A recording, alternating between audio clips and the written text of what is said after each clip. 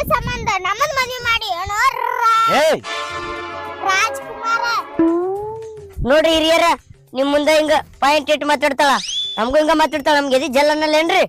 ಜಲ್ಲಟ್ಟೆ ಯಾಕ ನಂದು ಎಲ್ಲ ಆತ ನೋಡುವ ನಾ ಮದ್ವಿ ಮಾಡ್ಸಿದ ಹಿರಿಯ ಅದೀನಿ ಸ್ವಲ್ಪ ನನಗೂ ಕಿಮ್ಮತ್ ಕೊಡೋದು ಕಲೀರಿ ಯಾಕಂದ್ರ 4 ಮಂದ್ಯಾಗ ಹಿರಿಯ ಅಂದ್ರು ನಾನು 4 ಮಂದಿದ ಹರಿಯ ಅಂದ್ರು ನಾನು ಏನ್ರಿ ನ್ಯಾಯ